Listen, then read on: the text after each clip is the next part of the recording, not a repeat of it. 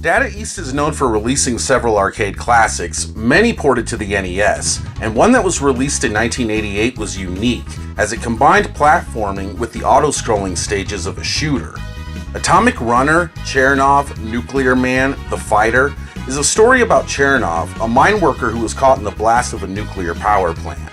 The explosion grants Chelnov with superhuman abilities, and a secret organization is dispatched to capture Chelnov and harness his newfound powers. This game/story actually caused quite a controversy back in 1988. Some say the game was a tasteless parody of the Chernobyl disaster that had occurred only 18 months prior. The Japanese game was called Chernobyl, or in English, Chernobyl. At the time, Data East developers denied any ties to the disaster, and even claimed that the protagonist was merely a relative of Karnov, but later reportedly admitted that the main character, Chelnov, was in fact named after Chernobyl. See? People even got offended back in 1988. So when the game was ported to the Mega Drive/Genesis in 1992, to avoid any lingering controversy, the game was given a makeover, with stages and enemies reskinned to represent ancient civilizations, rather than the bland industrial backdrops the original arcade set you in. These changes are more than welcome, as the graphics on the Genesis version are much more lively and colorful, and the stage layouts, other than the aesthetic overhaul, are completely unchanged from the arcade. The plot was also redone, with Chelnov now wearing a special atomic suit that gives him special powers in order to rescue his kidnapped sister. While the title of the game stayed the same in Japan, Western and European audiences were given a game simply retitled Atomic Runner.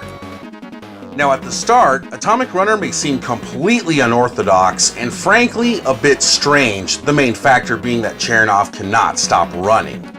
The game begins immediately with the first stage automatically scrolling to the left, just like what you would find in a side-scrolling shooter. Chelnov can fire straight ahead or up and forward at a 45-degree angle. By pressing a turn button, you can turn Chelnov in the opposite direction, which allows you to fire upon whomever is behind, but Chelnov cannot move backward whatsoever, other than jumping backwards, but even this maneuver is limited. And it's one-hit deaths for all. Each time you die, you'll restart at a checkpoint minus any power-ups. Luckily, the game is generous with checkpoints, and they are plentiful throughout. Now, this is the type of game that takes some getting used to. You can't just jump into it and expect to be a pro from the get-go. When I first popped it in, I was like, I'm not sure I'm gonna like this, but I kept plugging away, and before long, I couldn't stop playing it. Atomic Runner is not an easy game. You're going to die, and die again. It's the only way you'll learn. It's one of those games where memorization is key, and firing upon an enemy as soon as it appears on screen and having to jump on enemies and obstacles is the name of the game. You have the ability to set yourself up with 5 lives and 15 continues to help you practice and become a Chelnov professional. Now this may seem like a lot, but you'll burn through them before long, staring at the title screen once you're out, your sister's still in need of rescue.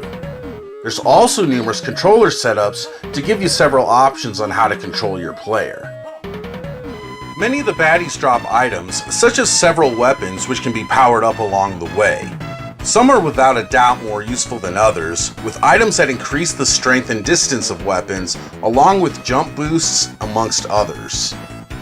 Firing upon a swarm of enemies in all directions while the screen scrolls continuously, making jumps, etc. is not an easy task. This is where learning where enemies will be and when they'll come out is impertinent.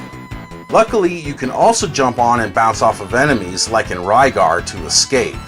You come across mid-bosses in each stage and a final boss at the end of each level. These boss fights allow you to backpedal as the screen halts its automatic movement.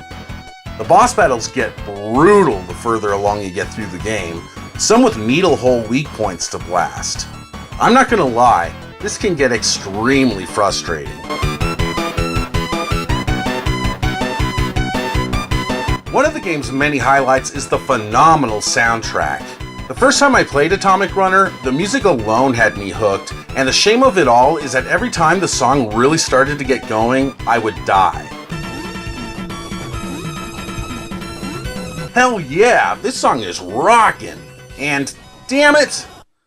But honestly, it just motivated me to do better. Check out this track from the jungle stage that sounds like it has a native tribe chanting at the beginning.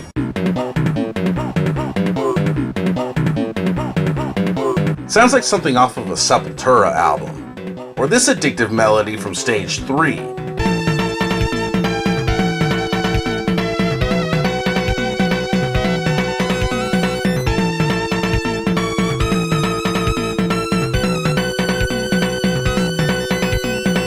Atomic Runner did the Genesis right here, utilizing its sound chip to near perfection, and using colorful palettes to envelop us in a far from boring industrial setting to an illustrious one, filled with gorgeous landscapes of Mayan ruins, Egyptian pyramids, and even New York City!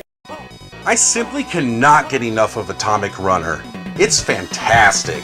It's one of those gems that you rarely hear anyone talk about, so pick it up before the price gets too outrageous. Now this game probably isn't for everyone, but if you dig platformers and shooters and think a hybrid of the two would be the best thing since a Von Miller strip sack, then definitely pick this one up. If you're looking for a challenge, seek no further.